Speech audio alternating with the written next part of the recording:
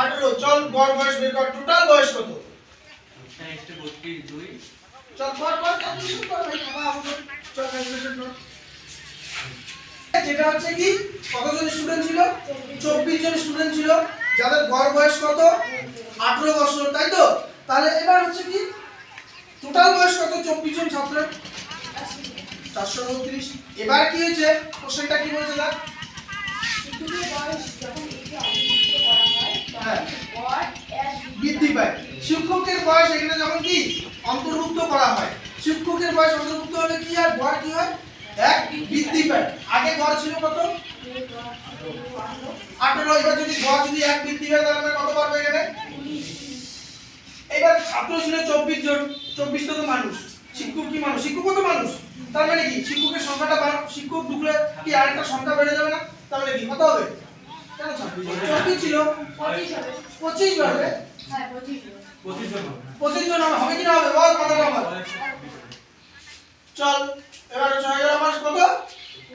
25 এবার চল এবার এটার এই 25 এবার এখানে কি এটা আমরা তাহলে উইদাউট টিচার মানে এখানে টিচার নাই শিক্ষক নাই এখানে যে হিসাবটা করছে এখানে কি শিক্ষকের হিসাব আছে নিচেরটা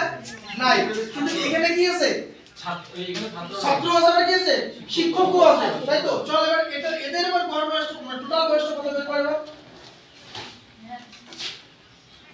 এর বয়স কত তাই তো হ্যাঁ দেখ এখানে মাইনাস করবে না অবশ্যই উইথ এটা হচ্ছে উইথ টিচার এটা উইদাউট টিচার তাহলে কত বছর হচ্ছে চল মাইনাস কর ভাই মাইনাস করে যেটা आंसर ওইটাই आंसर কি 3 তাই তো এখানে কত 4 শেষ आंसर এটা কার বয়স শিক্ষকের বয়স বুঝা গেছে কি হ্যাঁ চল পরেরটা দিন কত 18 11 জন খেলোয়াড় এবং হচ্ছে কোচের গড় বয়স কত 18 তাই না তার মানে কতজন হলো 11 জন খেলোয়াড় আর হচ্ছে কোচের বয়স তার মানে কত 11 জন খেলোয়াড় একটা কোচ যদি ঢুকলো তার মানে সংখ্যা কয়জন হলো টোটাল 12 জন ওকে এই যে 12 জন 12 গুণ কত লিখব তাহলে 18 তার মানে কত হচ্ছে বল কোচ আর খেলোয়াড় সমান মানে গড় বয়স কত হচ্ছে কত হলো 216 তাই তো গড় বয়স কত 216 এবার হচ্ছে কি করব আমি 11 জন খেলোয়াড় 11 জন গড় বয়স কি এক কি হয় কমাইতে হবে না কমে কি এখন তাহলে কত লিখব আমি জানে চল কত হচ্ছে গুণ করলে ভাই কত আসছে 187 হ্যাঁ 187 চল 1 8 6 তাই তো 7 চল দেখ ঠিক আছে তো মুখটা বললাম না কিন্তু আমি চল এবার দেখ অপশন কত কত আছে